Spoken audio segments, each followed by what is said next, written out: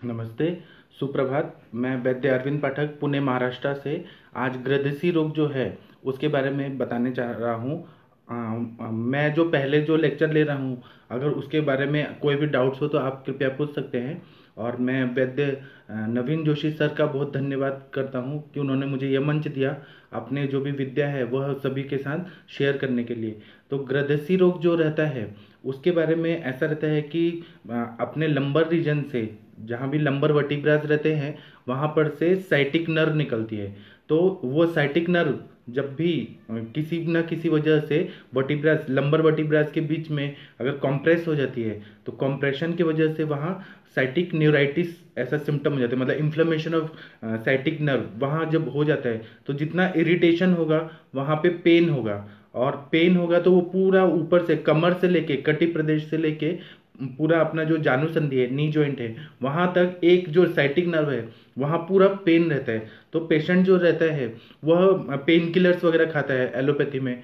तो pain killers खाने के बाद भी उसको उतना रिलीफ नहीं मिलता है, मतलब जब तक पेन किलर खा रहे हैं तो वह रिसेप्टर्स पे काम करते हैं, पेन रिसेप्टर पे। तो क्या होता है कि पेशेंट सालों साल खा रहा है और जो वहाँ पे पैथोलॉजी है, मतलब लंबर रीजन में जो पैथोलॉजी है वहाँ पे वो और ख़राब होती जाती है। तो डिजनरेटिव चेंजेस आने लगते हैं, स्पॉन्डिलाइसिस होने लगता है, फिर उसके बाद में लॉर्डोसिस होने लगता है या प्रोट्रूजन होने लगता है, कुछ ना वहाँ संप्राप्ति हो रही होती है।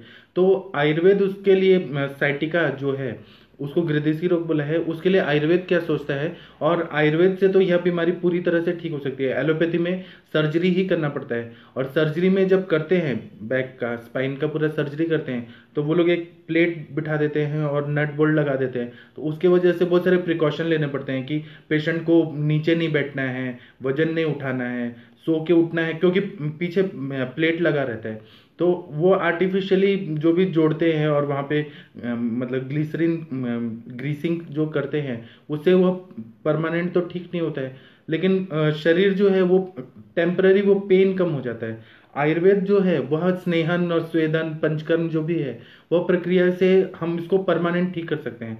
लेकिन हमें पहले जानना जरूरी है, ऐसे ब्लाइंडली नहीं कर देना है कि ग्रदेसिया है बस्ती दे दिया और ठीक हो गया। हमें उसको जानना बहुत जरूरी है अंशांश कल्पना से। तो उसका जो बेसिक प्रिंसिपल है कि किस तरह से हम ग्रदेसी रोग को समझें, उस हिसाब से मैं आप लोगों को बता रहा हूँ। हो सकता है कि यह आप लोग के प्रैक्टिस में बहुत ज़्यादा यूजफुल रहेगा।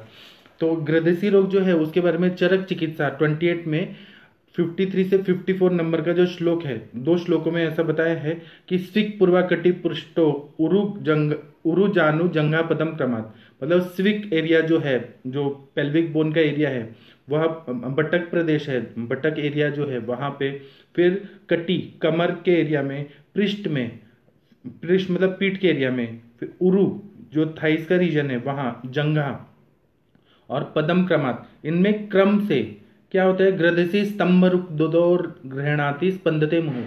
मतलब यहाँ पर स्पंदन होता है, रुक होता है मतलब पेन होता है, और मतलब उसकी वजह से स्तंभ भी होता है, मतलब स्टिफनेस आ जाती है। और उसके वजह से वहां पे ना धीरे धीरे बढ़ते जाती है वात, वातात वात कफात वा तंद्रा गर्वा रोचका अन्विता। मतलब यह जो ग्रदसी रोग है वो दो टाइप का होता है, एक वातानुबंधी होता है, एक वात और कफानुबंधी होता है। और अगर वात कफानुबंधी रहेगा, कफ का अनुबंध रहेगा तो गौरव रहेगा, मतलब गुरुता रहेगी, हैवीनेस रहेगा, स्टिफनेस बहुत ज्यादा रहेगा। और केवल वायु वाला रहेगा तो रुक्षता रहेगी वहां पर, और पेन बहुत ज्यादा होगा, स्पंदन होगा। तो मैं इसी चीज को अच्छे से बता रहा हूँ। तो ग्रदसी रोग के बारे में ऐसा बताया है, उसकी निरुक्ति ऐसे बताया है कि गृद्धवत चलते यस्मिन, मतलब जिसमें ना गीदड़ जो प्राणी होता है, मतलब जो एनिमल होता है गीदड़, उसकी तरह पेशेंट चलता है, तो लंगड़ लंगड़ के चलता है।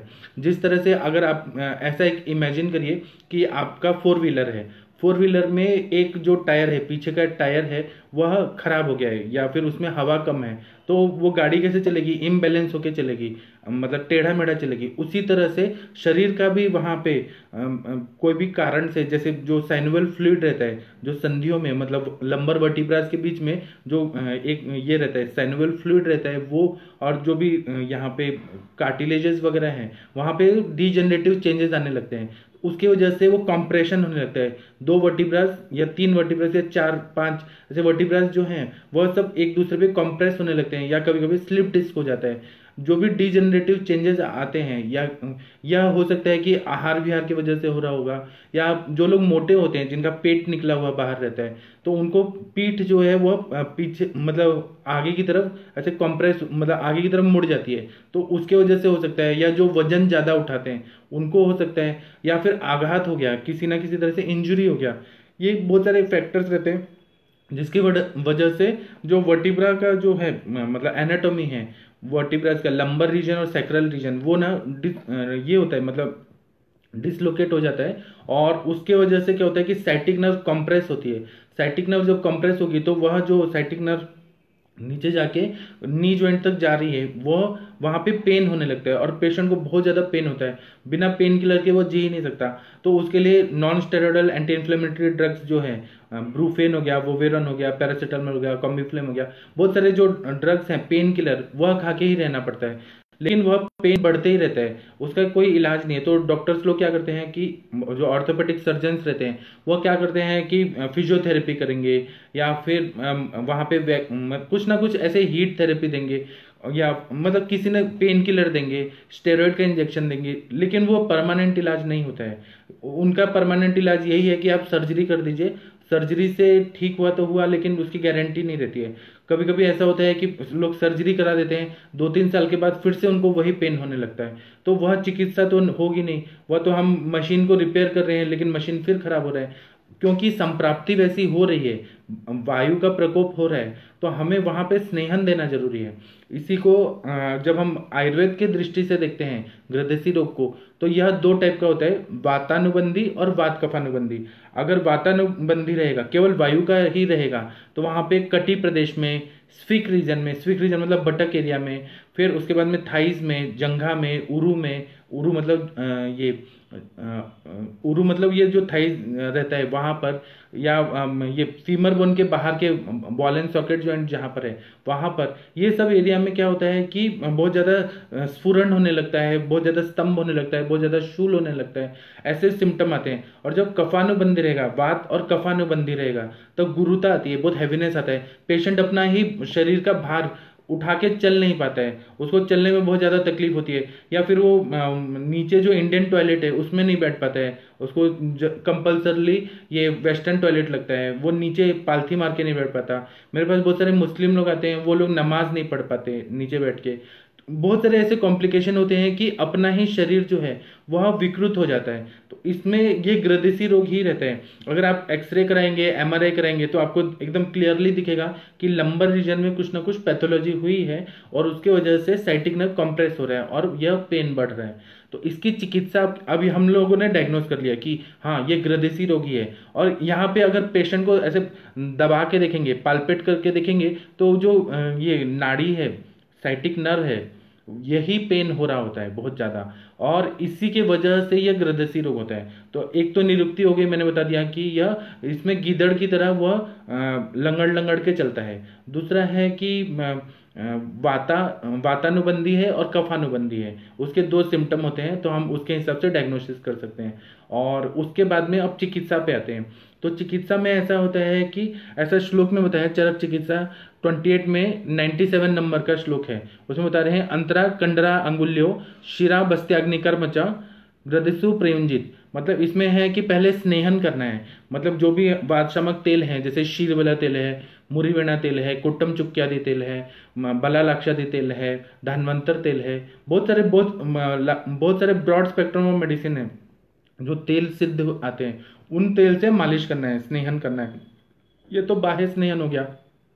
आभ्यंतर स्नेहन भी देना है उसमें। तो पहले तो दीपन पाचन करना है, मतलब अग्नि बढ़ाना है और आम का पचन करना है। तो आम पाचन के लिए आप मुस्तादी वटी ले लीजिए, आम काढ़ा ले लीजिए, आरोग्यवर्धिनी वटी ले लीजिए, हिंगवाष्टक चूर्ण ले लीजिए, लवण भास्कर चूर्ण ले लीजिए। बहुत सारे दीपन पाचन दवाइयां हैं जो दीपन भी करते हैं और पाचन भी करते हैं। जब आम का पचन हो जाए, क्योंकि कभी भी सामावस्था में आपने स्नेह पान वगैरह कराया सिद्ध घृत का, तो आम और बढ़ जाता है। तो हमें पहले अग्नि को प्रदीप्त करना है, आम का पचन कर देना है और थोड़ा मृदु विरेचन देना है। मतलब पहले पेट थोड़ा साफ हो जाए, पेट साफ हो जाएगा तो वायु जो रुका हुआ है, जिसको विमुण वायु बोलते हैं या विगुण वायु बोलते हैं, जो वायु रुका हुआ है, और विगुण वायु मतलब वायु जो है वो बेवकूफ की तरह बैठा हुआ है, उसका जो गति है वह नहीं हो रहा है और उसकी वजह से ही वहां पेन हो रहा है। वायु कैसा रहता है, वायु के मॉलिक्यूल्स देखेंगे, एयर मॉलिक्यूल्स देखेंगे तो उनमें हमेशा मूवमेंट्स रहता है। अगर वायु अगर रोक दिया जाए किसी ना किसी से, मतलब स्त्रोतोरोध यहाँ संप्राप्ति होती है और धातु क्षयात्मक भी होती है,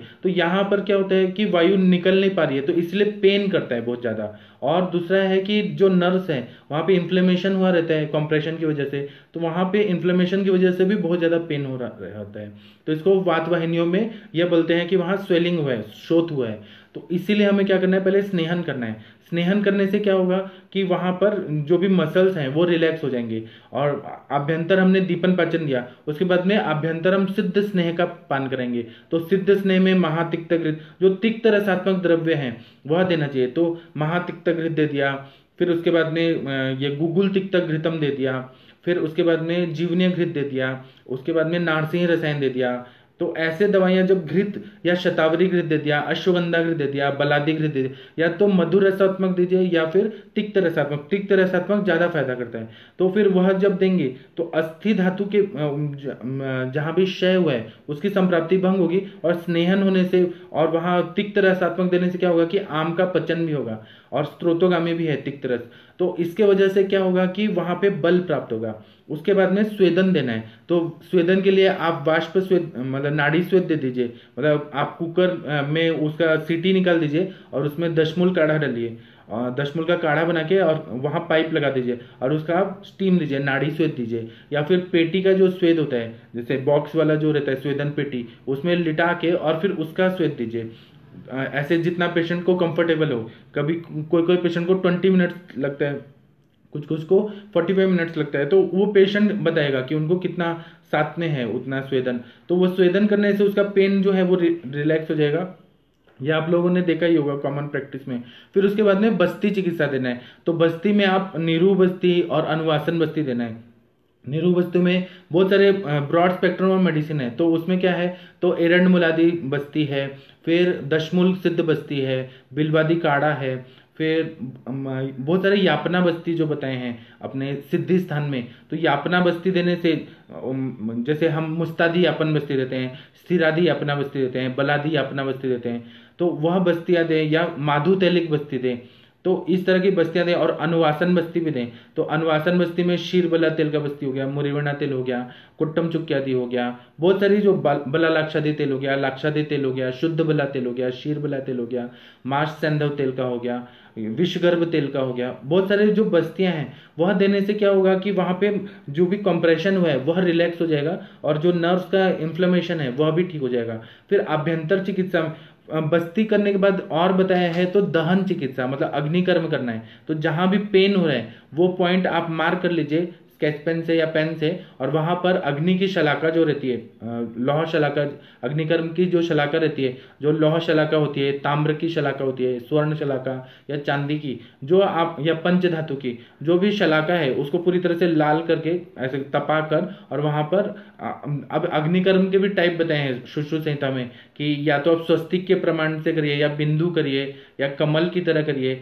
अलग अलग उन्होंने जो बताए हैं वो आप डिसाइड करके और वहां पे दहन कर्म करना है। तो जो भी वायु रुका हुआ है वह जब स्टिमुलेशन मिलता है अग्नि कर्म से, तो फिर वायु जो रुका हुआ है वह उसका गति हो जाता है और पेन में रिलैक्स हो जाता है, पेन कम हो जाता है। उसके बाद में स्वेदन के लिए और बताया तो नाड़ी स्वेद देना है, तो निर्गुंडी, दशमूल, एरंडमूल ऐसे कोई वनस्पतियां लेके आना है और उसका वाष्प स्वेद देना है। और उसके बाद में विद्युत संवाहन भी बोला है। आजकल तो बहुत सारे टेक्नोलॉजी आ गई है, तो विद्युत संवाहन होता है मैग्नेटिक थेरेपी करके, उस तरह से संवाहन करना है, मतलब मशीन पूरा मसाज कर रहा है, इस तरह से करना है। उससे क्या होगा कि वहां पर जितना भी मसल्स में ऐसे कॉम्पैक्टनेस, लॉर्डोसिस वगैरह जो हो गया है वह रिलैक्स हो जाएंगे, और उसके बाद वर्टिब्रस में भी रिलैक्सेशन हो जाएगा। और बता रहे हैं तो ऐसा बताते हैं कि स्फिक प्रदेश जो है बटक एरिया में जहां पेन हो रहा है साइटिक नर्व के कॉम्प्रेशन की वजह से, वहां भी अग्निकर्म करते हैं तो बहुत ज्यादा फायदा होता है। उसके बाद में हम इंटरनल मेडिसिन क्या दे सकते हैं, पेन किलर जो आयुर्वेद के हैं, तो उसमें त्रिफला गुगुल दे सकते हैं, त्रयोदशांग गुगुल दे सकते हैं, सप्तविंशति गुगुल दे सकते हैं, महायोगराज गुगुल, योगराज गुगुल, फिर महावाद विध्वंसक रस, एकांगवी रस। एकांगवी रस जो है ये साइटिक पेन में बहुत ज्यादा इफेक्टिव रहता है, क्योंकि एक अंगवीर एक साइड में जो पेन हो रहा है उसको वो बहुत अच्छे से ठीक करता है। उसके साथ में रसराज रस, वात गंजांकुश रस, और भल्लातक आसव, भल्लातक परपटी, और शल्लकी वनस्पति के गोलियां आती हैं, वो बहुत ज़्यादा काम करती हैं। फिर मीठा सुरांजन, मीठा सुरांजन एक ऐसी वनस्पति है जो मतलब जिससे एस्पिरिन बनता है, non steroidal anti inflammatory drug, वो जो बनता है एस्पिरिन, तो वो मीठा सुरंजन का अगर आपने चूर्ण दिया उससे बहुत ज़्यादा फायदा होता है। मार्केट में तो बहुत सारी दवाइयाँ हैं, दूध पापेश्वर की बहुत सारी प्रोप्राइटरी मेडिसिन हैं, ब्रांडेड मेडिसिन है, उनका यूज़ करके भी आप कर सकते हैं। उंझा कंपनी बनाती है वृहद योगराज, उसका भी बहुत अच्छा है, पेन किलर बहुत अच्छा रहता है। तो ऐसी दवाइयाँ जब देंगे तो यह पेन कम हो जाता है, और मेन इसका रोल क्या होता है, तो साइटिक पेन कम हो जाता है और मसल्स रिलैक्स होते हैं, नर्व्स का कंप्रेशन ठीक हो जाता है, और जो वर्टिब्रास में स्पॉन्डिलोसिस जो हुआ है या स्लिप डिस्क है वह ठीक हो जाता है। अब स्लिप डिस्क के लिए केवल बस्ती ही नहीं होगा, हमारे गुरुजी बताते हैं कि वहाँ पर कपूर लेना है, और थोड़ा सा ऐसे जो कुछ तो चीज़ रख के और उस पर कपूर जलाना है, और वो जब जलने लगे तो कोई ग्लास या कोई पात्र रख दीजिए, और उसके बाद में उसको खींचना है, वो क्योंकि वो अंदर बुझ जाएगा और वहाँ ऐसे वो चिपक जाएगा, उसके बाद खींचना है। ऐसा खींचने के बाद क्या होगा कि वो जो डिसलोकेट हुआ है वो जो स्पाइन का मैनिपुलेशन करना है, मतलब वह अपने पूर्व स्थिति में लाना है। और उसके बाद में क्या करना है कि दशांग लेप हो गया, या नारियल का जो खींच करके जो मिलता है उसको ऐसे लेप लगा के, या फिर हमारे सर का कुछ फॉर्मूला है K1 और K2 का लेप है, उसमें क्या क्या है वो मैं बताऊंगा। मतलब गोंद वगैरह है जो संधानीय गण के द्रव्य हैं, मैं आपको नेक्स्ट लेक्चर में बताऊंगा। उसका लेप लगा देना है पूरा पीठ पे, और उसके बाद लेप लगाने के बाद क्या करना है कि एक लकड़ी का पट्टा वहां लगा के और फिर पूरा बॉडी को ऐसे बांध देना है। तो 3 से 7 दिन तक बांधे रखना है, तो उससे क्या होगा कि स्पाइन को ना बहुत ज़्यादा बल मिलता है, और फिर अंदर से ऐसे बस्ती देते रहते हैं, तो बस्ती देने से जो डिसलोकेट हुआ था वो एकदम बैठ जाता है अच्छे तरह से। तो जब जितना तेल पिएगा, मतलब तेल जितना एब्जॉर्ब होगा बस्ती के थ्रू, जितना वर्टिब्रास को तेल मिलेगा, स्नेहन होगा, उतना ही वो फायदा होता है। तो कम से कम इसको 1 महीना, 2 महीना, 3 महीना लगता है, जितनी अवस्था है उस हिसाब से। कभी कभी 1.5 साल लगता है। कभी कभी क्या होता है कि 410 बस्ती देने के बाद, मतलब 400 दिन देने के बाद वो पेन परमानेंट ठीक हो जाता है, और एक बार ठीक हो गया तो फिर वो नहीं होगा, मतलब उसको बल मिलता है। और रसायन में हम लोग क्या दे सकते हैं, तो ब्राह्म रसायन दे सकते हैं, या ये ऐंद्र रसायन दे सकते हैं, आम्लक्यादि रसायन दे सकते हैं। अलग अलग तरह के रसायन देने से डिजेनरेटिव चेंजेस ठीक होते हैं। और सबसे इंपॉर्टेंट है कि वहाँ पे कटी बस्ती करना चाहिए। आप लोगों ने देखा होगा कि बहुत सारे लोग जो हैं आयुर्वेद का प्रचार करने के लिए, एडवर्टाइज करने के लिए कटी बस्ती करते हैं। तो कटी बस्ती जब करेंगे, पेशेंट को पेट के बल लिटा के, और फिर वहाँ पे उड़ीद का जो रहता है, आप लोगों ने देखा होगा, उड़ीद के आटा में ऐसे ये लोहिया बना के ऐसे राउंड वॉल बना देते हैं, और अंदर तेल भर देते हैं, शीर वाला तेल या जो भी वातछमक तेल है, वह जब भर देते हैं तो जितना एब्जॉर्ब होगा उतना वहाँ पे रिलैक्स हो जाएगा। इस तरह से बहुत सारे मेथड्स हैं आयुर्वेद में। तो इस सब से, और फिर क्या करना है कि पेशेंट को बोलना है कि थोड़ा एक्सरसाइज भी करो, प्राणायाम करो, सूर्य नमस्कार करो। जिस तरह से वो फ्लेक्सिबिलिटी बढ़ रही है तो उतना एक्सरसाइज करो। फिर वेट लॉस करना भी बहुत जरूरी है। क्या है कि अगर पेट निकला होगा बाहर तो कमर पे वो प्रेशर आता है। जिन लोगों का सिटिंग काम है बहुत देर देर तक कॉल सेंटर में या कहीं भी, तो उन लोगों को ऐसा बोलना चाहिए कि आप एक्सरसाइज करिए। बैक की जितनी एक्सरसाइज है वह करने से क्या होगा कि वह सारा प्रॉब्लम ही सॉल्व हो जाएगा। और अब फिर एक्सरे के मतलब जब ये कोर्स कंप्लीट हो जाएगा उसके बाद में आप एक्सरे देखेंगे तो एकदम वो पूरा अच्छी तरह से हुआ रहता है। तो सर्जरी के बिना भी हम आयुर्वेद से उसको जड़ से ठीक कर सकते हैं। लेकिन ये है कि बिना ब्लाइंडली नहीं करना है, मतलब उसको समझना है कि क्या प्रॉब्लम है और कौन सी दवाइयाँ वहाँ उपयोगी है। ऐसे जब करेंगे सोच विचार के, अंशांश कल्पना से समझ के, हेतु सेवन भी है, रात्रि जागरण नहीं करना चाहिए, दिवा सौंप नहीं करना चाहिए, कोई भी तरह से, मतलब कोई भी तरह से जिम में वजन नहीं उठाना है। कभी कभी वजन उठाने की वजह से भी ये स्पॉन्डिलाइसिस हो जाता है या ग्रदिसी का रोग हो जाता है। तो इस तरह से हमें एकदम ध्यान रखना है अपने, क्योंकि हमारा शरीर जो एक मंदिर की तरह है, जितना हम शरीर का ध्यान रखेंगे उतना हमारा शरीर दीर्घायु की तरफ रहेगा। अगर हमने अपने शरीर पे ध्यान नहीं दिया, क्योंकि राज्यक्ष्मा में बताया है कि सर्वम परित्यज्य शरीरम अनुपालियेत, सब कुछ त्याग दीजिए, पहले शरीर की रक्षा करिए। अगर शरीर है तो सब कुछ है, शरीर ही नहीं है, आप बीमार हैं और आपके पास करोड़ों रुपए हैं तो क्या फायदा। तो इसलिए शरीर की रक्षा करना सर्वप्रथम कर्म है, क्योंकि शरीर से ही, शरीर अच्छा रहेगा तो धर्म अर्थ काम मोक्ष जितने भी अपने पुरुषार्थ हैं वो हम सिद्ध कर सकते हैं। और एक और कॉज है कि आजकल क्या होता है कि डिलीवरी जो हो रही है, मतलब प्रेगनेंसी के बाद डिलीवरी जो हो रही है, गायनेकोलॉजिस्ट 99% क्या कर रहे हैं, सिजेरियन कर रहे हैं, लोअर सेक्शन सिजेरियन सेक्शन। तो उसकी वजह से क्या करते हैं, लंबर रीजन में पंक्चर करके और फिर एनेस्थीसिया देते हैं। ये स्पाइनल एनेस्थीसिया भी कारण है। तो इसके लिए भी जिन लोगों को बैक प्रॉब्लम हो रही है, मतलब ये सर्जरी कराने के बाद, मतलब सिजेरियन सेक्शन कराने के बाद उनको बस्ती देना ही चाहिए। मेरे पेशेंट जो हैं, मैं उनको बोलता हूँ कि साल में एक बार तो आप आइए, 30 दिन का करिए या 7 दिन का करिए, लेकिन बस्ती लेना कंपलसरी है। या फिर जिनको ज़्यादा प्रॉब्लम है, तो अभी ये मेट्रो सिटी है पुणे बॉम्बे, तो हम लोग बोलते हैं कि आप हर महीने का 7 दिन आइए, हमें टाइम दीजिए और हम बस्ती हर महीने करेंगे 7 दिन। तो आप लोग डिजाइन कर सकते हैं, या फिर आप ग्रंथों के हिसाब से काल बस्ती, कर्म बस्ती, योग बस्ती। और एक तो पेशेंट का टाइम भी जरूरी है, क्योंकि पंचकर्म में टाइम लगता है, वह सब करके हम ठीक कर सकते हैं। अब मैं जमदग्नि सर जो हैं, हमारे जो गुरु जी हैं, उनके फॉर्मूला बुक से मैं ग्रदेसी का कुछ चिकित्सा बताता हूँ, जो आप लोगों को बहुत ज़्यादा उपयोगी पड़ेगा। और मुझे ये बताइएगा कि आप लोग जब पेशेंट को दे रहे हैं ये चिकित्सा जो मैं बता रहा हूँ, तो उसका क्या फीडबैक आ रहा है, मतलब रिजल्ट आ रहा है कि नहीं आ रहा है। तो अगर नहीं आ रहा है तो मैं उसमें और अच्छे से बता पाऊंगा। तो ग्रदेसी जो रोग रहता है या अवबाहुक रहता है, अवबाहुक और ग्रदेसी जो है उसमें सेम ही सिम्टम रहते हैं। अवबाहुक में कल पढ़ाऊंगा, अवबाहुक और विश्वाची में कल पढ़ाऊंगा। वहां पे क्या रहता है, फ्रोजन शोल्डर रहता है, मतलब यहाँ पे जितने सर्वाइकल वर्टिब्रास है, यहाँ पे जितने भी वेन्स आ रहे हैं वह कॉम्प्रेस हुए रहते हैं। तो यह ऊपर ऊर्ध्व जत्रुगत है अवबाहुक, और नीचे जो ग्रदेसी होता है वो अधो मतलब लोअर एक्सट्रीमिटीज में ये प्रॉब्लम होता है।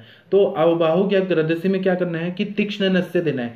तो तीक्ष्ण नस से कैसे देना है, तो अच्छघृत मतलब सादा जो घी होता है, या विदारी गण जो बताया है, ये सुश्रुत संहिता में जो बताया है, तो विदारी गण के द्रव्यों से सिद्ध किया हुआ घृत लेना है और उसका नस से करना है। तो ये ब्रहणीय घृत होता है। तो यह घृत का, या फिर आप सिंपल सिंपल शीर वाला तिल का ये दीजिए, नस से दीजिए। और नीचे बस्ती देना है तो शीर वाला तिल का, कट्टी बस्ती देना है तो शीर वाला तिल का। तो यह मोचरस सिद्ध जो रहता है, ये सिद्ध घृत हो गया, या फिर शीर वाला तिल मोचरस लेके आइए, शालमली का जो निर्यास रहता है उसको हम मोचरस बोलते हैं। तो उससे सिद्ध घृत या तेल बनाइए और उसका नस से दीजिए, तो उससे बहुत ज्यादा फायदा होता है। या और हमें क्या करना है कि पेशेंट को ना 50 to 100 ml तक गाय का घी खाने को बोलना है, क्योंकि जितना वो स्नेहन होगा। आजकल क्या हो रहा है कि स्पॉन्डिलाइसिस, ऑस्टियोआर्थराइटिस वगैरह का प्रॉब्लम क्यों बढ़ रहा है, क्योंकि डॉक्टर्स लोग जो हैं, मॉडर्न डॉक्टर्स, वो दिमाग में बॉम्बार्डमेंट करते हैं दिन भर कि आप तेल मत खाइए, घी मत खाइए, थोड़ा भी स्नेह मत खाइए, क्योंकि हार्ट डिजीज हो जाएगा। तो ऐसा नहीं, गाय का घी जो रहता है, गाय का घी खाएं और एक्सरसाइज करें तो पच जाएगा। और जितना स्नेहन होगा, तो जो एसेंशियल हमारे बॉडी में फैट्स चाहिए वो तो चाहिए ही ना, बोन्स में चाहिए, जॉइंट्स में चाहिए, हार्ट में चाहिए, किडनी में चाहिए, उनके नॉर्मल फंक्शन होने के लिए स्नेहन चाहिए ही। और हम लोगों ने पांडु रोग में देखा है कि पांडु रोग में स्नेहांश की कमी होने से रक्ताल्पता होती है, रस धातु की दुष्टि होती है। तो इसलिए स्नेहन होना बहुत जरूरी है। तो ऐसे पेशेंट हमारे क्लिनिक में है तो उनको पहले बोलिए कि आपको खाने में कंपल्सरली घी खाएंगे तभी हमारा ट्रीटमेंट लीजिए, घी नहीं खाना है तो आप बिल्कुल मत आइए। और पेशेंट को त्याग ऐसे आप निकाल दीजिए कि आपको खाना है, ऐसा फॉलो करना है, तभी आपको ये हम ट्रीटमेंट देंगे और रिजल्ट आएगा। और एक और चीज मुझे बताना था, वो मैं आपको बाद में बता रहा हूँ। तो हमें ना पेशेंट को भरपूर मात्रा में घी खाने को देना है, और घी की इतनी मात्रा होनी चाहिए पेशेंट के हिसाब से कि वह अग्नि प्रदीप्त करे, मतलब भूख लगे। ऐसा नहीं है कि हमने 1 लीटर दे दिया, गाय का घी दे दिया और वो पच ही नहीं रहा और अजीर्ण हो गया, ऐसा नहीं है। हमें 50 ml 100 ml जितना उसका अग्नि है, जितना पचा पाता है, उस हिसाब से स्नेहन करना चाहिए। उसके बाद में क्या करना है कि काली निर्गुंडी का पत्ते लेना है और उसकी छाल लेना है और उसका काढ़ा बनाना है और उसमें हींग डाल के और फिर पीने को देना है। निर्गुंडी वात को हींग के साथ पीने के लिए देना है। तो इससे क्या होगा कि वात और कफज जो अनुबंधी जो ग्रदसी रोग है उसमें बहुत ज्यादा फायदा करता है। हींग जो रहता है वो अनुलोमन करता है और निर्गुंडी है वो वात कफज संप्राप्ति को भंग करता है, तो बहुत अच्छा फायदा होता है। या कोष्ठ नाम की जो वनस्पति होती है उसका काढ़ा लेना है और उसमें हींग डालना है। तो कोष्ठ नाम का जो काढ़ा है, कुष्ठ रोग बोलते, कुष्ठ वनस्पति बोलते हैं, कुष्ठ या कोष्ठ, उसका काढ़ा में हींग डाल के पियेंगे तो ये वातशमक द्रव्य है। और हींग से क्या होगा, हाँ ये राजेंद्र जी का क्वेश्चन है कि नस and Basti both be given simultaneously, yes, why not. Of course. क्या होता है कि मैं प्रैक्टिस में क्या करता हूँ कि पेशेंट को बस्ती दे देता हूँ, और बस्ती देने के बाद पेशेंट को 45 मिनट तक लिटा देता हूँ, मतलब 1 मुहूर्त तक बोला है, और उसके बाद उसी दौरान में मैं नस से दे देता हूँ। तो पेशेंट का बस्ती भी हो जाता है, नस से भी हो जाता है, दोनों साथ में करेंगे तो फायदा होता है। तो उसके बाद में जब हम ये देते हैं कोष्ठक्वाथ और हींग देंगे, तो वात कफज ग्रदसी रोग है उसमें बहुत ज़्यादा फायदा होता है। अगर पैरों में स्वेलिंग आया है ग्रदसी की वजह से, अब मैं जो बता रहा हूँ ना, ग्रदसी रोग प्लस दूसरे सिम्टम्स, उस हिसाब से दवाइयाँ थोड़ी थोड़ी चेंज कर करके देनी चाहिए। एक ही दवाई फॉर्मूला बेस्ड नहीं करना चाहिए, हाँ सिम्टम के हिसाब से सोच सोच के देना चाहिए। तो फिर है, अगर पैरों में स्वेलिंग है और नी जॉइंट में भी पेन हो रहा है, तो दशमूल काढ़ा बनाना है, और उसमें पिपली का प्रक्षेप डालना है, पिपली चूर्ण का प्रक्षेप थोड़ा सा डाल के, और वो पीने के लिए देना है। तो इससे बहुत ज़्यादा फायदा होता है। फिर अगर वातहर तेल बनाना है, तो हमें क्या करना है कि काला या सफ़ेद जो धतूरा होता है वह लेना है, और वाथर कोई भी तेल लेना है, जैसे महानारायण तेल हो गया, या तो वो महानारायण तेल लेना है, और धतूरा का हमें पाउडर लेना है, और लस्सी लेना है जो छाछ होती है, तक्र, और खसखस लेना है, और उसका कल्क लेना है, और यह लेके और हमें पीना है। 1 चम्मच भी अगर पियेंगे महानारायण तेल और ये धतूरा का काढ़ा के साथ, तो बहुत ज़्यादा फायदा होता है। तो एक कटी वात जो रहेगा, मतलब कमर में जो दर्द हो रहा है, ग्रदसी वात में बहुत ज़्यादा उपयोगी पड़ता है। फिर पेट में क्या करना है कि नाभि के जगह पे हमें वो जो एक घटी यंत्र आता था वो लगा के 3 बार लगाना है, मतलब नाभि के स्थान पे एक दिया लगाना है, और वो घटी यंत्र लगा देना है। और उससे क्या होगा ना कि मतलब पेट में नहीं, नाभि, या तो अगर नाभि में करेंगे तो वहां भी फायदा होगा, जो वायु रुका हुआ है वो अनुलोमित होगा, या कमर में घटी यंत्र लगा के और फिर वो 3 बार दिन में करना है, उससे फायदा होगा। और फिर क्या करना है कि कमर को मैंने जो बताया कि हमें जो स्पाइन है उसको खींचना है कपूर से जला के, और कुछ तो ऐसे बर्तन लगा के और खींच के, और उसके बाद में पीठ को बांधना है, उठा के बांधना है। तो इससे क्या होगा, बहुत ज़्यादा फायदा होगा।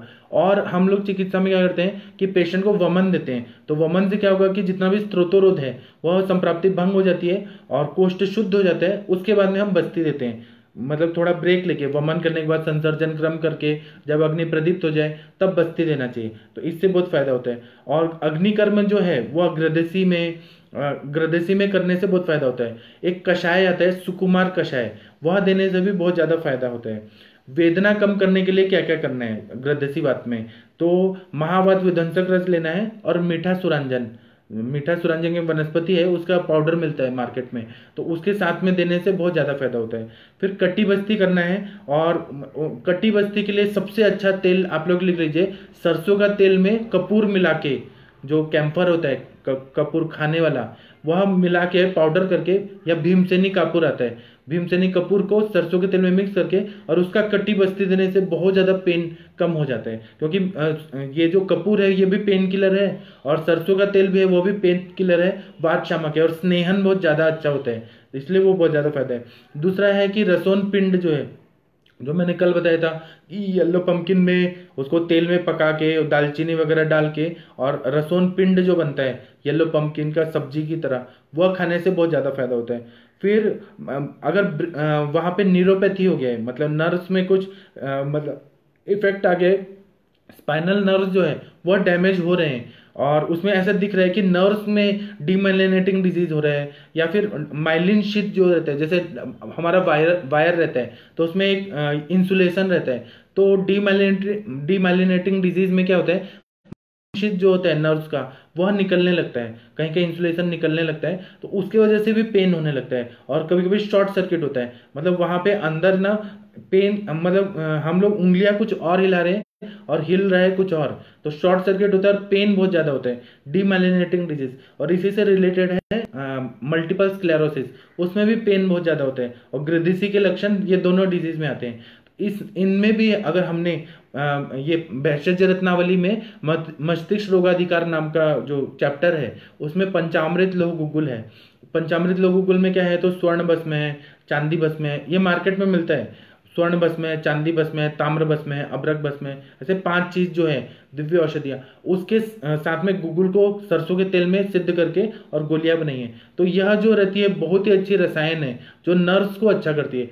आप लोग लिख लीजिएगा। और दूध पापेश्वर कंपनी की आती है, थोड़ी महंगी रहती है, और बैद्यनाथ कंपनी भी बनाती है, और ये भारद्वाज कंपनी जो है इंदौर की, वह भी बनाती है। तो ये पंचामृत लो गुगुल इतना बेस्ट दवाई है कि जो भी नर्वस सिस्टम का प्रॉब्लम है वो उसको रिपेयर कर देती है। उसके साथ में बस्ती देना है, तो बस्ती जो है वो वैतरण बस्ती चक्रदत्त नाम की जो बुक है, चक्रपाणी दत्त जी ने जो बताया है। ये निर्मला जी का क्वेश्चन है कि can you please explain in detail और डेमोन्स्ट्रेट द यूज ऑफ कपूर एंड स्पाइन मैनिपुलेशन। मैं बताऊंगा आपको, थोड़ी देर के बाद बताऊंगा।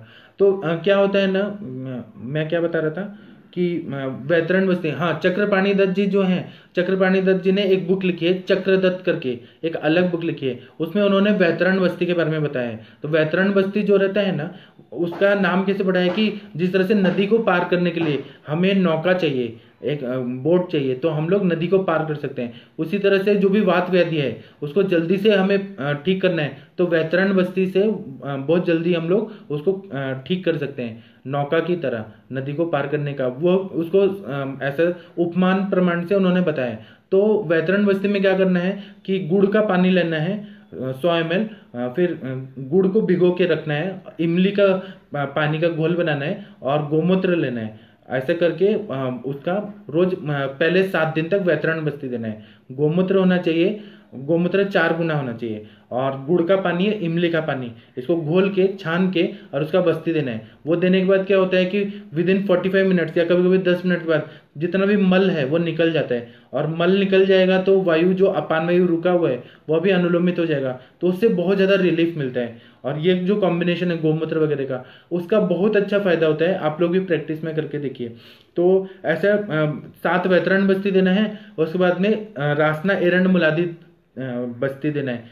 एक मतलब रास्ता एरंड मुलादी का काढ़ा बनाइए और उसी से सिद्ध तेल बनाइए। तो एक दिन काढ़ा एक दिन तेल, इस तरह से 30 दिन या 28 डेज तक बस्ती देना है। और उसमें क्या करना है कि पहले अनुवासन देना है, फिर लास्ट में अनुवासन देना है, और बीच में एक दिन काढ़ा एक दिन तेल, एक दिन काढ़ा एक दिन तेल, इस तरह से करना है। या ग्रंथ का आप काल बस्ती, कर्म बस्ती, योग बस्ती के हिसाब से भी दे सकते हैं, इससे बहुत ज्यादा फायदा होता है।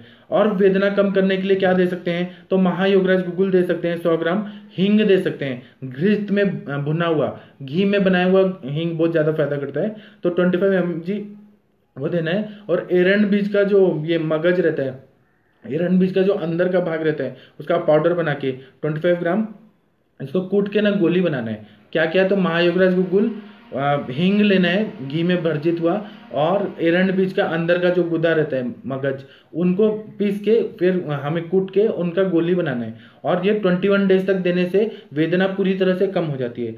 अगर पार्श्वनीय शूल है, मतलब नीचे कैल्केनियस बोन जो है वहां पे पेन हो रहा है, ऐसे पेशेंट आते हैं कि टार्सल बोन में हमें बहुत ज्यादा पेन हो रहा है, तो उसका हेतु रहता है कि आजकल क्या होता है कि ग्लास से कोई पानी नहीं पीता, वो क्या करते हैं, या तो खड़े रहते हैं या फिर क्या करते हैं, ये क्या बोल रहे हैं, महायोगरस गुगुल 8 भाग, समीर पन्नगरस 1 भाग, एकांग विरस 4 भाग, ये मिश्रण का योग कौन सी व्याधि में उपयोग कर सकते हैं, कौन सी कंपनी बनाती है, यह आप खुद ही लेके आइए और खुद बना के दे दीजिए। आप तो वैद्य हैं, आप खलबत्ता में कूट के और उसको पीस के पाउडर बना के और दे दीजिए। तो इसका यूज तो ग्रदसी रोग में हो सकता है, जितने भी जॉइंट पेन के प्रॉब्लम्स हैं या मतलब पैरालिसिस है, जो भी वायु के विकार हैं, उन सब में देने से बहुत फायदा होता है। जो साइटिक पेन है वो तो एकदम ठीक हो जाता है। बहुत अच्छा चीज बताया आपने, ये सारे लोगों को फायदा भी होगा इससे। तो ये सब करने से बहुत फायदा होता है। दूसरा जो मैं कैल्किनियस बोन में जो स्पर होता है जिसकी वजह से पेन होता है, मतलब एड़ी का दर्द जो होता है, उसमें आप रक्त मोक्षण करिए, अग्निकर्म करिए। जो लोग ग्लास से पानी नहीं पीते हैं और बॉटल से पानी पीते हैं गट गट गट गट, तो उनको ये पेन बहुत होता है, या जो खड़े रहते हैं उनको बहुत ज़्यादा पेन होता है, तो वहाँ पे रक्त मोक्षण से फायदा होता है। डॉक्टर बोलते हैं कि सर्जरी करो, लेकिन सर्जरी उसका इलाज नहीं है। वहाँ पे अग्निकर्म करना, रक्त मोक्षण मतलब सिरावेद करना, वहाँ के जो ऊपर की सिराएं हैं ना, उसको ये स्कैल्पेल लगा के ब्लड निकाल दीजिए, तो गंदा खून निकलेगा, पेन कम हो जाएगा। या महायुवराज गुगुल, सिंहनाथ गुगुल, महारसनादि क्वाथ के साथ अगर हम देंगे तो बहुत ज़्यादा फायदा होता है। और भी आप लोग अपना अनुभव भी बताइए, इससे ना क्या होगा कि हम लोग का मतलब और भी नॉलेज बढ़ेगा। और इसके साथ में और भी बताया है हमारे सर ने, लेकिन अलग अलग व्याधियों का बताया, मैं इतना ही बता देता हूँ। और बता रहे हैं कि अधोभाग में अगर वात व्याधि है मतलब लोअर एक्सट्रीमिटीज में वात व्याधि है, तो हमें क्या करना है कि मृदु विरेचन देना चाहिए पेशेंट को। एरंड तेल रोज रात को देना चाहिए, और एरंड तेल जो है ना वो ऐसे देंगे एरंड तेल तो पेट में दर्द होता है, तो उसमें आप शुंठी का काढ़ा बना के और शुंठी का या फांट बना के एरंड तेल 4 चम्मच डाल के देंगे तो सुबह पेट साफ होगा और पेन कम हो जाएगा। या फिर क्या करना है कि जो हम लोग रोटी बनाते हैं तो उस रोटी का जो आटा होता है उसमें एरंड तेल डाल के और फिर उससे रोटी बनाइए, तो उससे बहुत ज़्यादा फायदा होता है। या कुछ लोग क्या करते हैं कि जो त्रिफला में बेहड़ा होता है, बेहड़ा को पिसा देते हैं आटा में, और भल्ला तक भी थोड़ा डाल देते हैं, तो जिनका कफज है और वातज है संप्राप्ति, उनको अगर बेहड़ा का पाउडर खाने में जा रहा है या बेहड़ा का जा रहा है या भल्ला तक का जा रहा है, तो उससे ना वेदना बहुत ज़्यादा कम हो जाती है। ये डॉक्टर अभिषेक जी पूछ रहे हैं कि सर एक पेशेंट को बहुत ज़्यादा स्नीजिंग हो रही है, सेप्टिलिन हरिद्रा खंड ये सब चला चुके हैं, कोई फायदा नहीं हुआ। तो आपने स्नीजिंग का इलाज एलोपैथी के हिसाब से किया ना, मतलब सिम्टोमेटिकली दिया। आप उनको ये दीजिए ना, सरसों का तेल का नस्य दीजिए, और स्नीजिंग बहुत ज़्यादा हो रही है तो चित्रक हरित की अवलेह आता है, चित्रक हरित की अवलेह दे दीजिए, या चंद्रामृत रस दे दीजिए, या फिर मतलब सरसों का तेल से ही स्नीजिंग बहुत ठीक हो जाता है। सेप्टिलिन वगैरह जो है उससे उतना फायदा नहीं होता। और स्नीजिंग को आपने क्या किया है, सेप्टिलिन और हरिद्राखंड ये एलर्जी सोच के दिया है, हम आयुर्वेद के हिसाब से प्रतिशय करके करिए, तो उससे क्या होगा, या तो वमन दे दीजिए, लघु वमन दे दीजिए, या कंटकारी अवलेह दे दीजिए, श्वास कुठार रस, फिर उसके बाद में चंद्रामृत रस दे दीजिए, लक्ष्मी विलास रस बहुत ज़्यादा फायदा करेगा स्नीजिंग में। तो ये सब देंगे। जो कफ शामक द्रव्य या त्रिभुवन कीर्ति दे दीजिए, हनी के साथ, अदरक के जूस के साथ, तुलसी के स्वरस के साथ, इसके साथ जब देंगे ना तो स्नीजिंग वाला प्रॉब्लम पूरा ठीक हो जाएगा। और जो भी पेशेंट को छाती में सरसों के तेल से मालिश करना है, और जो विक्स वेपोरब है वो भी नाक के और इधर लगाना है, तो उससे क्या होगा कि उष्णता बढ़ेगी और स्नीजिंग का प्रॉब्लम कम हो जाएगा। और स्नीजिंग जो होती है वो कुछ लोगों को डस्ट की एलर्जी होती है, पोलन ग्रेन की एलर्जी की वजह से होता है। तो जो एलर्जिक कंडीशन है, एलर्जिक रेनाइटिस है, उसमें क्या करना है, तो हमें एक तो वमन देना है, वमन देने के बाद में उनका जो अंदर का इम्यूनिटी बढ़ना चाहिए, म्यूकोजल मेम्ब्रेन का, रेस्पिरेटरी सिस्टम का, तो उसके लिए क्या करना है, तो हमें कंटकारी अवलेह, कंटकारी घृत, पिपल्यादि घृत, तांबुल लेहम, मतलब पान के पत्ते से बनाया हुआ तांबुल लेहम, यह 3 महीना देना है। फिर अश्वगंधा लेहम, यह सब जब देंगे रसायन, तो उससे स्नीजिंग परमानेंट ठीक हो जाता है। 3 से 6 महीना तक देंगे तो ठीक हो जाएगा। तो सबसे अच्छा है कि आप ज्योतिषमती तेल, वचा तेल या सरसों का तेल 8-8 ड्रॉप्स दोनों नाक में रोज डालिए। और कुछ पेशेंट को सरसों का तेल से बहुत ज़्यादा तकलीफ होती है, तो हम बोलते हैं कि रोज गाय का घी का नस से लेना चाहिए, या उंगली में डाल के और गाय का घी में ऐसे लपेट के और उंगली में रोज लगाएं, उससे भी स्नीजिंग का प्रॉब्लम पूरा ठीक हो जाता है। और दूसरा हेतु देखेंगे तो स्नीजिंग होने का कारण होता है अतंबुपान, मतलब बहुत ज़्यादा मात्रा में पानी पीना। जो लोग ज़्यादा पानी पीते हैं उनको स्नीजिंग का प्रॉब्लम रहता है, तो आप ना पानी पीना कम करवाइए उनको, कि जितना ज़रूरत है उतना ही पानी पीना है, इससे बहुत ज़्यादा फायदा होता है। डॉक्टर रेशु जी का है कि सर एडी के दर्द के पेशेंट जनरली लेडीज आती हैं पर वो मोस्टली एनेमिक होती हैं, तो क्या रक्त मोक्षण करना चाहिए? जी जरूर करना चाहिए। गंदा रक्त निकाल देंगे आप, तो गंदा रक्त निकलने से क्या होगा कि दूषित रक्त निकल जाएगा। और एनीमिया जो है, पांडु रोग है, उसके लिए आप ये दे दीजिए, पुनर्नवा मंडूर दे दीजिए, नवायस लौ दे दीजिए, ताप्यादि लौ दे दीजिए, धात्री लौ दे दीजिए, कितनी सारी तो दवाएं हैं, दाड़ीमा वाले दे दीजिए, द्राक्षा वाले दे दीजिए। और लौह भस्म और मंडूर भस्म देना है, लेकिन लौह भस्म देने से कॉन्स्टिपेशन होता है, तो हमें क्या करना है कि पेशेंट को थोड़ा स्नेह की मात्रा बढ़ानी है, और लौह भस्म के साथ में त्रिफला देना है या हरितकी देना है, जो अनुलोमन करने वाली दवाइयाँ हैं, तो उससे क्या होगा, कॉन्स्टिपेशन नहीं होगा। और लौह भस्म से ज़्यादा अच्छा सेफ दवाई है तो मंडूर भस्म होता है। मंडूर भस्म किससे बनता है, आप लोगों ने रस शास्त्र में पढ़ा होगा। लौह भस्म तो डायरेक्ट लोहा से बनता है, और उसमें स्थाली पाक, भानुपाक वगैरह जो है वो प्रक्रिया किया जाता है। लेकिन मंडूर भस्म जो रहता है वो जो जंग लगा हुआ जो रहता है लोहा, उससे मंडूर भस्म बनता है, तो यह ज़्यादा मतलब ये जल्दी एब्जॉर्ब हो जाता है और इससे कॉन्स्टिपेशन वगैरह नहीं होता है। लेकिन मंडूर भस्म के साथ भी अगर क्रूर कोष्ठी पेशेंट है तो स्नेह के साथ आपको देना चाहिए। तो दाड़ीमादी घृत आता है मार्केट में, उसके साथ में बहुत ज़्यादा फायदा होता है। डॉक्टर राकेश जी पूछ रहे हैं कि स्नीजिंग में रात्रि भोजन लंघनम। जी, रात्रि भोजन हो सके तो यह वर्ज करना चाहिए, और पानी, चावल खा के बहुत ज़्यादा पानी पी के जो लोग सो जाते हैं या दीवा स्वाप करते हैं तो उनको ना ये स्नीजिंग का प्रॉब्लम बहुत ज़्यादा होता है, तो इसलिए लंघन कराना चाहिए, आम का पाचन करना चाहिए। और हम लोग प्रैक्टिस में क्या करते हैं कि मूत्रल दवाइयाँ देते हैं, जैसे गोक्षुरादि गुगुल, चंद्र प्रभावटी। तो उससे क्या होगा कि अगर ज़्यादा पानी पी रहा है, पेशेंट की आदत है ज़्यादा पानी पीना, या लोग क्या करते हैं सुबह उठते उठते पेट साफ नहीं हो रहा है तो बहुत ज़्यादा पानी पी के फिर वॉशरूम को जाते हैं, उसके वजह से भी स्नीजिंग होती है बहुत ज़्यादा। तो ये जो उषापान जो है पानी का, वो अति मात्रा में हो रहा है, इसलिए वो पानी पीना बंद कराना चाहिए। और तब भी पेशेंट नहीं मान रहा तो हमें पेशेंट को नाराज नहीं करना है, हमें प्रैक्टिस करना है। तो हमें मूत्रल दवाइयाँ देनी चाहिए, जैसे गोक्षुरादि गुगुल दे दिया, चंद्रप्रभा वटी दे दिया, पुनर्नवा गुगुल दे दिया, तो यूरिनेशन होगा तो जितना भी पानी आ रहा है बॉडी में वो सब निकल जाएगा। मूत्र विरेचनीय द्रव्य देंगे, अपने आप निकल जाएगा, तो वो पेशेंट का स्नीजिंग कम हो जाएगा। इस तरह से युक्ति यूज करना चाहिए। अभी पेशेंट जो है, कुछ पेशेंट हमारी बात मानते हैं, कुछ नहीं मानते हैं, और कुछ की मजबूरी होती है कि नहीं मान पाते हैं, तो हमें उनको चिकित्सा में इस तरह से करना चाहिए मॉडिफाई करके कि पेशेंट ठीक हो और हमारा एक भी पेशेंट ऐसे ना जाए, मतलब हमसे छूटे नहीं। अब प्रैक्टिस बढ़ाना है तो हमें हर पेशेंट चाहिए, अच्छा हो या बुरा हो, परहेज पालने वाला हो या ना पालने वाला हो, हमें उनको तो ठीक करना है। और अगर हम ऐसे, मतलब शुरुआत में आप कर सकते हैं कि परहेज पालो, ये करो वो करो, लेकिन नहीं पाल रहे हैं तो कुछ तो मॉडिफाई करके चिकित्सा देने से वो रिजल्ट आ जाता है। तो अभी आप लोगों को और कोई क्वेश्चन पूछना होगा तो पूछिएगा। मैंने अभी ग्रदसी रोग जो था उसके बारे में थोड़ा सा बता दिया, अपने सर का अनुभव और ग्रंथ का अनुभव बता दिया। कल मैं कोई एक नया व्याधि लूंगा और आप लोगों से डिस्कस करूंगा। अभी मैं लेक्चर बंद करता हूँ। थैंक यू, धन्यवाद।